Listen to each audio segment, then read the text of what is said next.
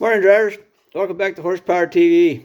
Special thanks to Rafter C Cattle Transportation and Cattle Rolling Crew this morning. Hey, guys, when you're at the chute or at the feedlot, actually anywhere when you're loading or unloading, um, there's always usually other people around, especially at the ranch. There's always the ranchers and the cowboys on the horses and sometimes other dogs and stuff. If you've got young children and dogs with you and everything, don't let them all out at the chute or around the chute. Wait till you get headed out the haul road or something, or stop somewhere, and you can let everybody out and have a chance to do whatever. But it's sometimes it can be very chaotic and dangerous if the rancher's got his dogs out. Maybe they won't like your dogs, or maybe your dogs or kids be in the way of the guys helping you load or whatever. It's just not a good thing. We ran into scenarios before where the whole dang family jumps out of the truck, and I get them when you want to take them with you and all that. That's fine. That's cool.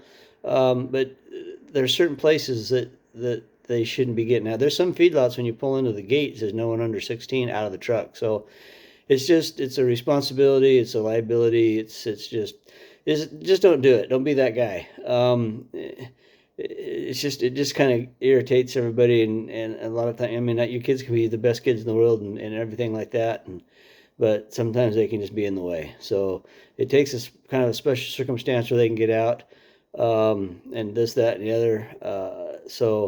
Most of the time, though, it's best just to leave them in the truck, and then that way you don't have to worry about them getting hurt or whatever. You just never know what can happen, um, and so it's best to leave them in the truck. Also, so don't be that guy. Okay, there's just some things you just kind of don't do. Also, another words of wisdom. Uh, we do a lot of things. A lot of times, dispatch will send us a pin drop, and I'm not the most technically advanced kind of person, but I can usually figure out where the pin drop's taking me. But you kind of need to have an idea of where you're going already. Pretty good idea of the layout before you follow your GPS and know the area, because especially if you're using the car GPS, because when they send you a pin drop on your phone, it's going to be a car GPS. And there's a lot of places you can go in a little car that you ain't going to be able to go in the truck. So, trust me, I found that out. As soon as you make the turn and head up the road, it's like, oh, this was a mistake, and you're backing your ass out of there and going around a different way. It can really get you in trouble. GPSs are pretty cool, but if you're a truck GPS will usually route you around the long way around. It won't take you through places that you shouldn't be most of the time. But your car GPS and your phone, that's a whole other story. You can get yourself into a serious food part pretty badly. You're ripping off mud flaps and everything else trying to back out of a place that you shouldn't be in to begin with. So that's something else to kind of keep in mind. Um, it Another thing I want to touch on this morning, again, I've talked about it a little bit before. Um, Maintaining your trailer. Keep your trailers greased. I loaded with a guy the other day where his gates were so stiff he couldn't hardly open them and close them. I don't know how long it'd been since that trailer had been greased. He wasn't one of us, or it wasn't my trailer. So, but it it it helps keep everything lubed up, moving smoothly. You got to worry about the pins sticking and this, that, and the other. When you can't hardly open your door, sometimes you got to move quickly. You want that door to swing quick and snap fast and all that to protect your ass, keep you from getting ran over. The gates, your partition gates upstairs, they have a tendency to kind of rattle a little bit, so they rattle the grease out of them. If you can, try to figure out a way to get those gates tighter. I know I've got one upstairs I need to work on getting it tightened up, as far as it rattling a little bit. But my gates and everything all open freely. I keep everything greased. When I open the counterbalance, it moves smoothly and don't bind up. And because a lot of times you'll be loading those cows in the nose, you need that counterbalance to work right now. So it's good if you've got all that stuff greased up and maintained, and this helps the longevity of the trailer and keeps it out of the shop. Um, Again, coming into spring run, uh, another thing, keep an eye on your brakes. Make sure your brakes are all up to par. Make sure everything is, good to go. We've got 2, 3 weeks now before we get started in that. So you've got time if you need to get it into the shop or do whatever, and do a little bit of maintenance on it here and there.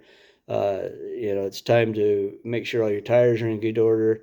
Um, I lost a tire the other night in the middle of the night, in the middle of nowhere, hundreds of miles from the closest thing, and I had a load of milkers on. It's like, well, I guess I just got to go. So I just slowed down a little bit and ran her. I didn't like to, but what do you do? I mean, I'd have been sitting alongside the road for several hours waiting for a service call, and those girls, the cows, they don't know any better. They just know they need to be milked, and we had a long way to go. So I kind of had to push it a little bit. I don't like doing that kind of thing, but sometimes you got to do what you got to do. Ended up putting two brand new tires on that corner when I got done, but you just never. I mean, the tire that blew was a brand spanking new tire, so you just never know. I mean, it was a virgin brand new tire, or close to brand new. I'd picked up something on the road apparently. How it made it past the truck and all that ended up flipping around and blowing around or whatever, but it flipped up and took out the front axle on the trailer outside, and wore out the inside one because it was packing all the weight. So shit happens every now and then that you can't avoid. It's just one of those kind of things. But just keep an eye on things. Make sure that they're good to go. In a scenario like that, you want your tires in good shape, because if you do lose one and you're out in the middle of nowhere and you've got that kind of a load on where you can't just, if they'd have been calves or something, well, they could stand back there for a little while. I could have pulled over somewhere, found something, or got to a truck stop and waited for them to open. But 1 o'clock in the morning, there isn't going to be anybody open. Unfortunately, our industry runs 24/7, but the service industry portion of it don't. I mean, most of them don't work 6 days a week, let alone 24 hours a day. So that's kind of a bummer. But so you kind of got to make that call on whether you push it or not. So just be aware of that. Sometimes you just have to slow down a little bit and keep them rolling, because they're not going to stand there along the side of the road for 3 or 4 hours. So anyway, special thanks to Rafter C and Cattle Rolling Crew again, and you guys be sure and hit the like button and subscribe button, and we'll see y'all next week. Thanks a lot. Bye.